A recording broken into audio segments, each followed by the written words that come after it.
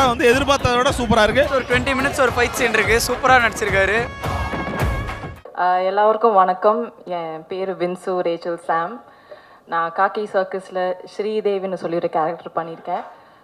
நீங்கள் எல்லோரும் சீரீஸ் பார்த்துருக்கேன்னு நினைக்கிறேன், என்ஜாய் பண்ணியிருக்கேன்னு நினைக்கிறேன். நாங்களும் அவ்வளோ என்ஜாய் பண்ண ஒரு ப்ராஜெக்ட். அமீன் சொன்ன மாதிரி இது ஒரு மலையாளி டீம்னால எனக்கும், நான் ஒரு மலையாளி தான், அதனால ஒரு ஸ்பெஷல் கனெக்ட் இருந்துச்சு. And thank you so much to Rise East for having me, believing in me, and yeah, it was a very good experience. சுபாஷ் மட்டும் லைட்டாக அடிபட்டுச்சு, பட் அதை தவிர நம்ம எக்ஸ்பீரியன்ஸ் ரொம்ப நல்லா இருந்துச்சு. And all thanks to Rise East especially because ஒரு சீம்லெஸ்ஸான ஒரு time I had on set. So yeah, please support us and thank you.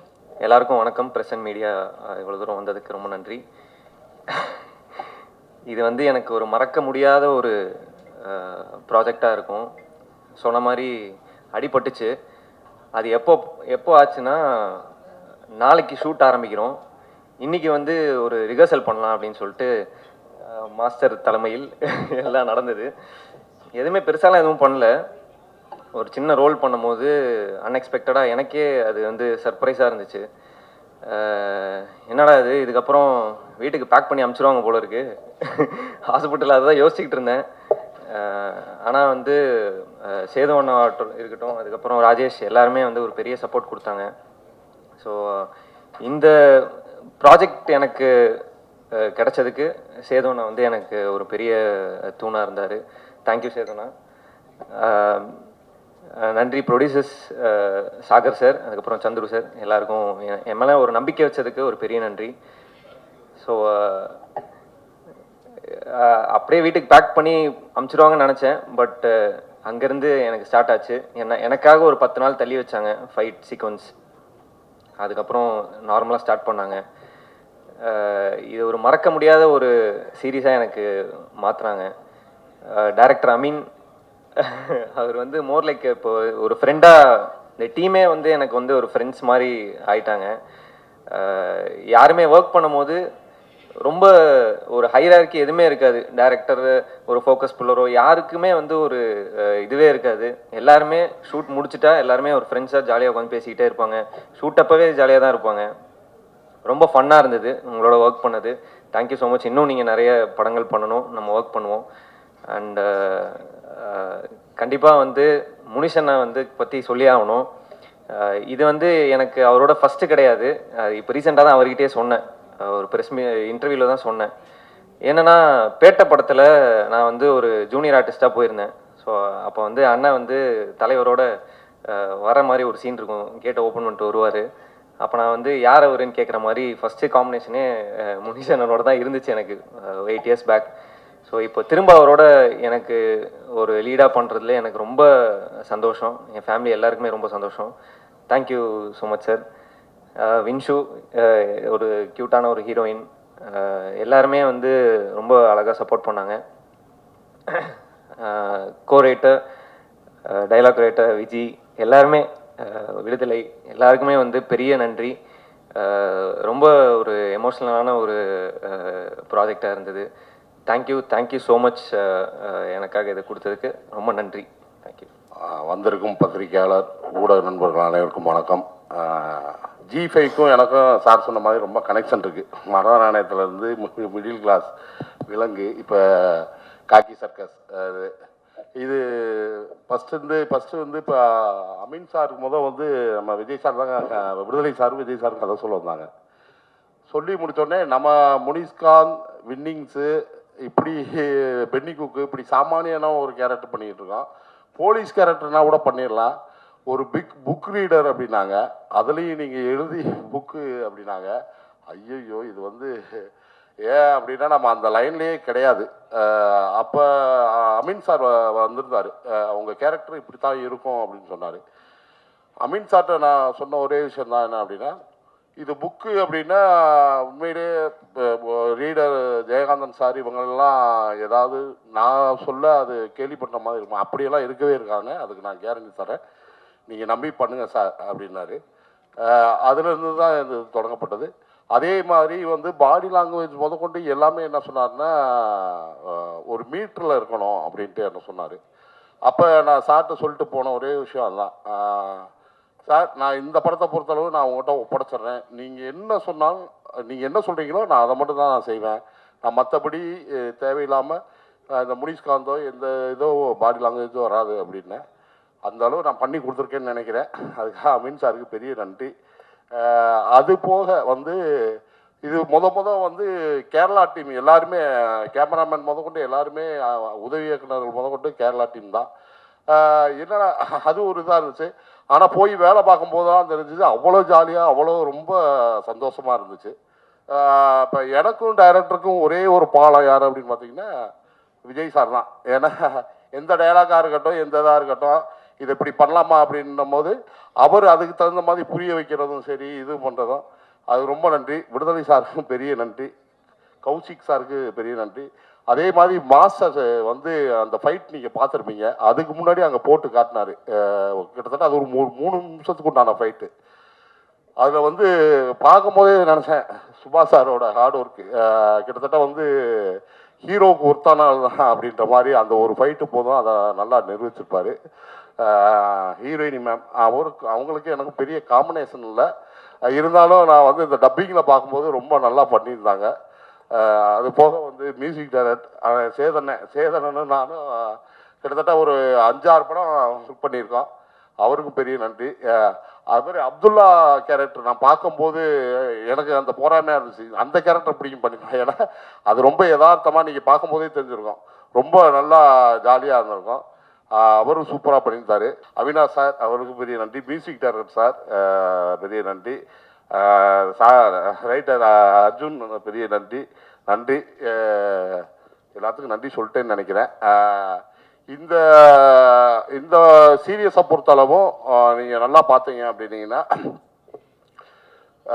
Book படிக்கிற பழக்கம் இந்த இதை நடித்த பிறகு தான் எனக்கு சரி புக்காவது படிக்கணும். ஏன்னா நான் இதுவரை புக் ரீடிங்லாம் நமக்கு பெருசாக வந்ததே கிடையாது. அதுக்காக இனிமேல் கஷ்டப்பட்டு எப்படியாவது படிக்கலாம் படித்து வந்து அப்படின்ட்டு ஒரு புக்கு வாங்கி படித்தேன். 10 பக்கம் தான் படித்தேன், தூங்கிட்டேன்.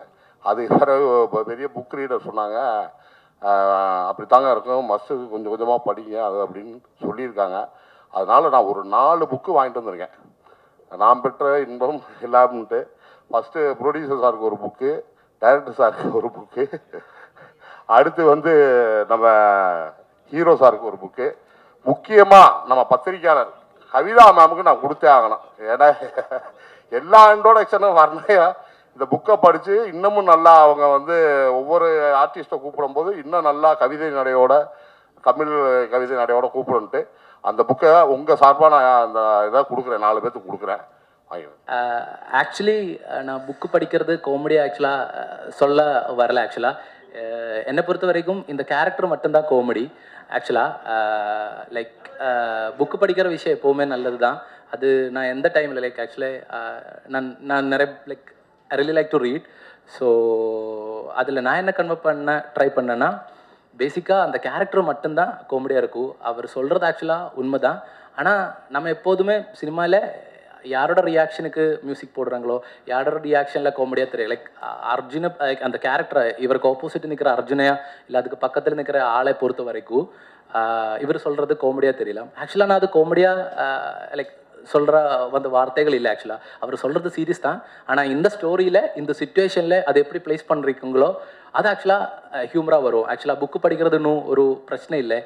புக்கு படிக்கிற ஒரு பழக்கம் இவருக்கு ரொம்ப சீரியஸாக இருக்கிறதுனால மட்டும்தான் இந்த ஒரு பிரச்சனை வந்துடுச்சு. ஸோ அந்த ஒரு மேட்ரு மட்டும்தான் நான் ஃபோக்கஸ் பண்ணியிருக்கேன். இட்ஸ் லைக் புக்கு படிக்கிறதோ இல்லை புக்கை பற்றி சொல்கிறதோ ஒன்றும் பிரச்சனை இல்லை. பட் இந்த ஸ்டோரியில் இந்த கேரக்டருக்கு இப்படி தான் கோக்கினஸ் இருக்குது. அதனால மட்டும்தான் அவர் அப்படி சொல்கிறாங்க. That's all. இந்த வெப்சீரிஸில் ரொம்ப பிடிச்ச விஷயம் என்னென்னா, நீங்கள் இந்த கண்ணகி சென்டிமெண்ட்டை எடுத்து பண்ணியிருக்கீங்க. ரொம்ப நல்லா இருந்தது. ஆக்சுவலி நீங்கள் இந்த ஜெயிலில் இருந்து எது வேணாலும் காணாமல் போனதாக நீங்கள் ஸ்கிரிப்ட் பண்ணியிருந்துருக்கலாம். எப்படி அந்த கண்ணகி அப்படின்ற ஒரு விஷயம், கண்ணகி கோயில், கண்ணகி கோயிலுக்கான காணிக்கை அப்படின்றது எப்படி எடுத்தீங்க? ரொம்ப நல்லா இருந்தது அது. தேங்க்யூ. இதில் முதல்ல நாம் இந்த ஸ்டோரி நானும் ஆகாஷும். ஸோ இது தமிழில் சேஞ்ச் பண்ணும்போது இது எங்கே ப்ளேஸ் பண்ணலாம் அப்படி ஒரு ஒரு ஒரு ஒரு க்ரைசிஸ் வந்துடுச்சு. இது எங்கே கொண்டு போய் வைக்கலாம். பேசிக்காக என்னை பொறுத்த வரைக்கும் எனக்கு அவ்வளோ லைக் இது கொஞ்சம் ரூரலான ஸ்டோரி. அப்போது இது கொண்டு போய் லைக் ஏதாவது ஒரு ஊரில் வச்சுட்டேன்னா ரொம்ப லைக் என்னை பொறுத்த வரைக்கும் எனக்கு அவ்வளோ கன்விக்ஷனை எனக்கு சொல்ல முடியாது. ஸோ அதனால அது வந்து ஒரு பார்டர் டவுனில் தான் வைக்கணும்னு நான் நினச்சிட்டு இருந்தாங்க. ஸோ என்னை பொறுத்த வரைக்கும் குமிளி ஒரு பொள்ளாச்சி ஒரு நாகர்கோவில் இந்த மாதிரி ஏதாவது ஒரு பார்டர் டவுனில் கேரளா தமிழ்நாடு பார்டர் டவுனில் ஸோ கல்ச்சர்லாம் நமக்கு மிக்ஸ் பண்ணலாம். ஸோ அந்த மாதிரி ஒரு பார்டர் டவுனில் ஒரு ஃபிக்ஷனல் டவுனில் வைக்கலான்னு தான் நினச்சிட்டு இருந்தாங்க. ஸோ அதுக்காக குமிளியில் நான் ஜஸ்ட் லொக்கேஷன் பார்க்குறதுக்காக இப்படி போயிட்டு இருக்கும்போது தான் அங்கே ஒரு ஆக்சுவல் இந்த மாதிரி ஒரு ஸ்டோரி இருந்தாங்க.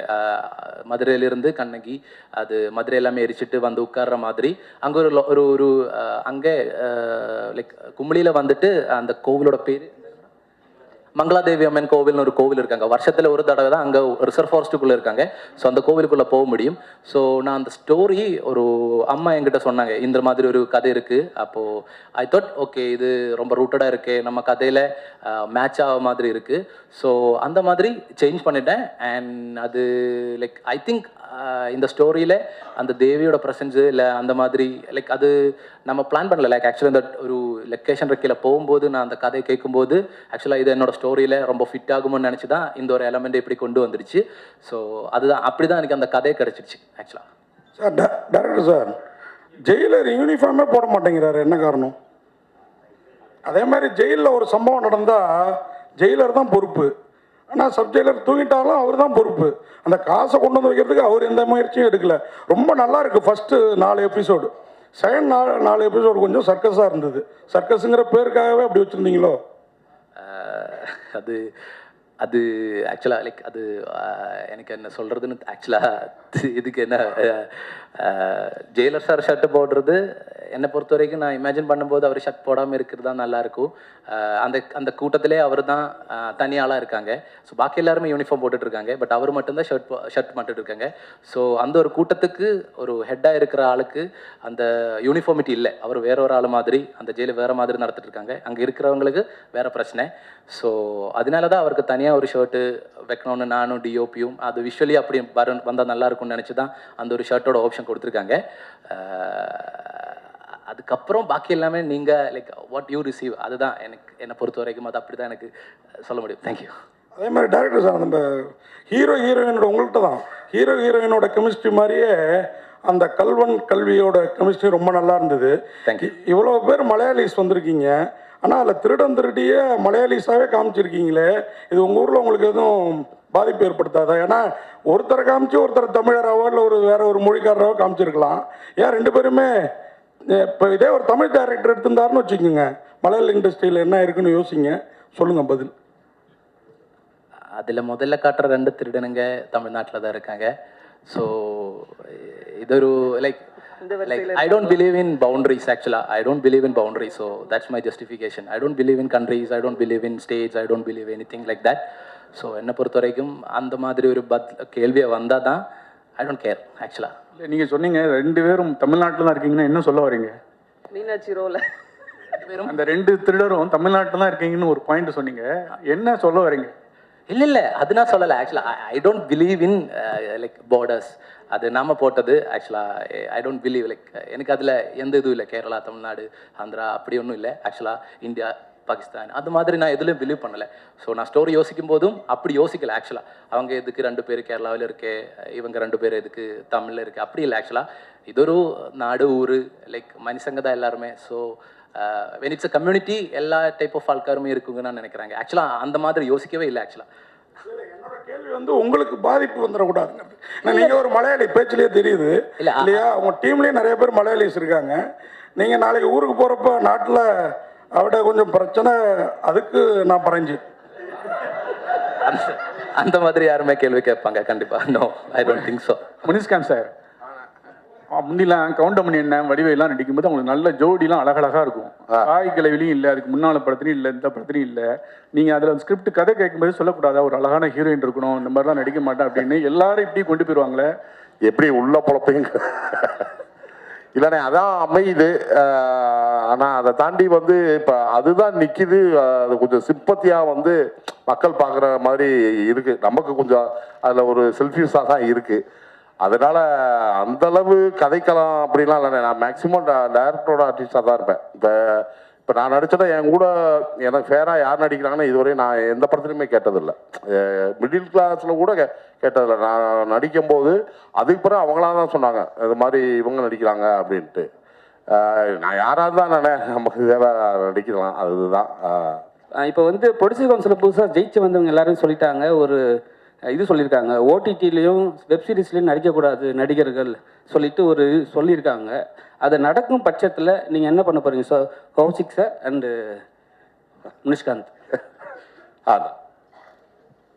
அதாவது ப்ரையர் கமிட்மெண்ட்ஸ் முதல்ல முடிச்சுட்டு அதுக்கப்புறம் ஓடிடிக்கு அவங்க வந்து டேட்ஸ் கொடுக்கலாம் அப்படின்ற மாதிரி தான் சொல்லியிருக்காங்க. நடிக்கவே கூடாது அப்படின்றது வந்து ஒரு நடிகனா எங்கே நடிக்கணும் அப்படின்னு வந்து முடிவெடுக்க வேண்டியது அந்த நடிகனோட உரிமை. அதை நம்ம தடுக்கவே முடியாது. ஆனால் அவங்க ஏற்கனவே சினிமா கமிட்மெண்ட்ஸ் இருந்தது அப்படின்னா அதை விட்டுட்டு இங்கே வரக்கூடாது, ஃபஸ்ட் ப்ரிஃபரன்ஸ் அங்கே கொடுக்கணும் அப்படின்னும் போது அதை நாங்கள் ஆதரிக்கிறோம். அது எங்களுக்கு பிரச்சனையே கிடையாது. நாங்கள் அதுக்கேற்ற மாதிரி டேட்டை வச்சு நாங்கள் எடுத்துப்போம். எப்போ நம்ம வந்து இப்போ சீரியல்னா சீரியல் ஆர்டிஸ்ட்டு, ஓடிடினா ஓடிடி ஆர்டிஸ்ட்டு, ஃபிலிம்னா ஃபிலிம் ஆர்டிஸ்ட்னு நம்ம வந்து பிரிவு பண்ணவே முடியாது. எப்படி அமீன் சொல்கிறாரோ பவுண்ட்ரிஸில் அவருக்கு நம்பிக்கை இல்லைன்னு, கலைக்கும் பவுண்ட்ரியே இருக்கக்கூடாதுன்னு தான் நான் நினைக்கிறேன். அது நான் ரொம்ப ரொம்ப நம்புகிறேன். அதனால தான். முனிஷ்காந்த் சார் என்னை விட மாட்டேங்களாண்ணே? சரி கேள்வி. அதே கொஸ்டின் தான். என்னென்னா வந்து நடிக்கக்கூடாதுன்னு சொல்லியிருக்காங்க. சரி, ஒருவேளை உங்களுக்கு வந்து ஆப்பர்ச்சுனிட்டி வந்த பிறகு சில டேட் நீங்கள் கொடுத்துட்டு இருந்தீங்கன்னா அப்போ என்ன பண்ணுவீங்க? இல்லை, அது நான் மேனேஜரை கேட்டு முடிவு பண்ணிடுவேன். என்னென்னா நீங்கள் கேட்குற அளவு எனக்கு தயாரிப்பு அந்த அளவு நான் உள்ளே போனதில்லை. எனக்கு தெரிஞ்சு நான் வந்து இதே ஒரு 10 வருஷத்துக்கு முன்னாடி ஏவிஎம் பக்கத்தில் வந்து யூனிட் 20 நிற்கும், விரல விட்டு எண்ணிடலாம். இந்த ஓடிடி வெப்சீரிஸ் வந்த பிறகு நான் அதே 4 மணிக்கு தான் போனேன்.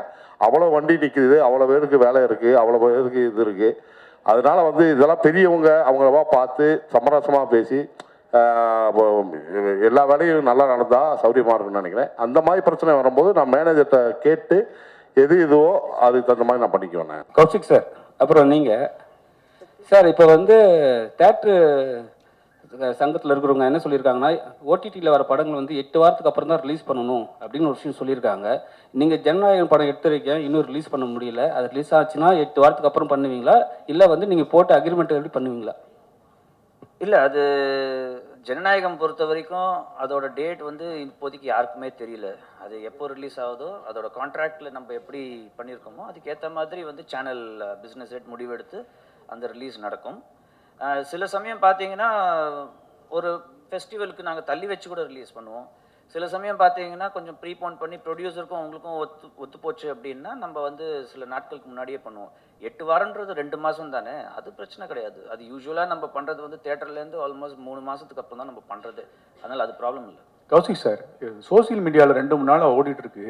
ஜீக்கு வந்து எக்ஸ்க்ளூசிவாக விஜய் சார் ஒரு பேட்டி கொடுத்துருக்காரு, தமிழ் புத்தாண்டுக்கு வருது அப்படின்னு. அது உண்மையா இல்லையா? எனக்கு தெரிஞ்சு இது வரைக்கும் அந்த மாதிரி பேட்டி எதுவும் நடக்கலை. அதனால புத்தாண்டு அன்னைக்கு பார்ப்போமே, வந்ததுன்னா பார்ப்போம், வரலன்னா பார்க்க மாட்டோம், அவ்வளோதான். சார் கௌசிக் சார், அது மாதிரி டேரக்டர்கிட்ட கேட்க வேண்டிய கேள்வி தான்.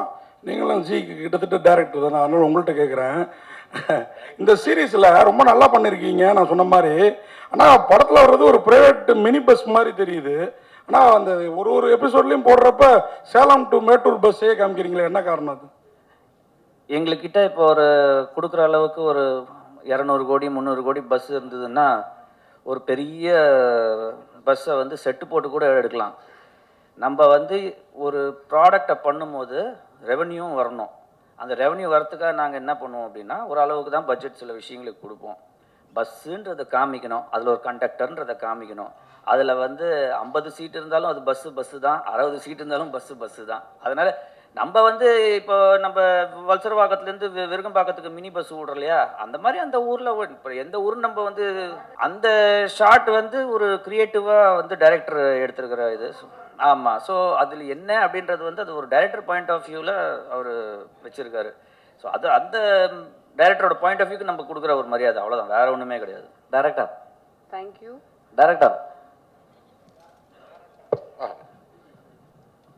இல்லை, படத்தில் ரைட்டர் ஒருத்தர் வந்து அவர் எழுதின மாதிரி அவரே பந்தா பண்ணிப்பார். அவங்க எப்பயுமே எழுத்தாளர்கள் அவங்க எழுதுனாங்கன்னா ரொம்ப ஸ்ட்ராங்காக சொல்லுவாங்க என்னோட எழுத்து அப்படி இருக்கும்ன்ட்டு.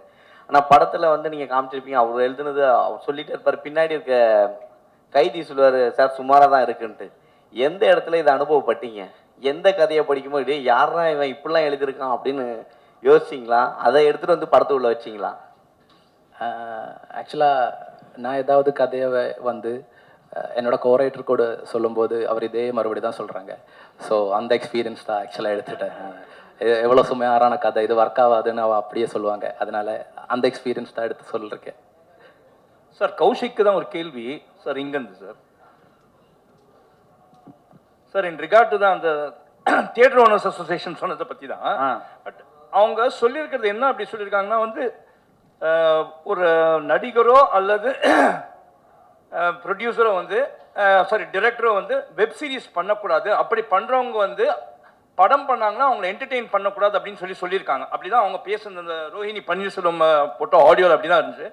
பட் அப்படி சொல்கிறதுக்கு அவருக்கு அந்த உரிமை இருக்கா? As per Competition Commission of India பிரகாரமா யாருடைய தொழிலையும் யாரும் முடக்கிறதுக்கான உரிமை கிடையாது. உங்களை போல கார்பரேட் கம்பெனிஸ் ஏன் வாயை மூடிட்டு இருக்கீங்க சார்? இதுக்கு ஒரு பதில் அறிக்கை கூட உள்ள இல்லை சார். நீங்க இது கேட்கணும். நாங்க வந்து அடுத்த ப்ராஜெக்டுக்கு மறுபடியும் முனிஷ்காந்த் சாரை கேட்போம். இப்போ அவர் வந்து நடிக்க மாட்டேன் அப்படின்னு சொன்னாதான் எங்களுக்கு பிரச்சனை. அதாவது நான் ஒன்னே ஒன்று சொல்றேன், இது அறிக்கை யார் விட்டாங்களோ அவங்க கிட்ட நீங்க போய் கேளுங்க ஏன் இந்த அறிக்கை விட்டீங்க அப்படின்ட்டு. இல்ல அவங்க அறிக்கை விட்டாங்க சார், அவங்க பாட்டு விட்டுட்டாங்க. இப்போ இந்த கேள்வி வந்து ஒரல்ஸ் நான் கேட்டிருக்க மாட்டேன், அதுக்கு நீங்க பதில் ஏன் நீங்க உங்களை போல கார்பரேட் கம்பெனிஸ், ஏன்னா வந்து இது தொழில் முடக்க மட்டும்தான், இதனால பாதிக்கப்படக்கூடியவர்கள் பல டெக்னீஷியன்ஸ் இருக்காங்க. கேரண்டி இருக்கா சார் எல்லா டெக்னீஷியன்ஸ்க்கும் எல்லா ஆர்டிஸ்டுக்கும் எல்லா படங்களையும் வேலை வாய்ப்புக்கான கேரண்டி எல்லாராலையும் கொடுக்க முடியுமா? கிடையாது.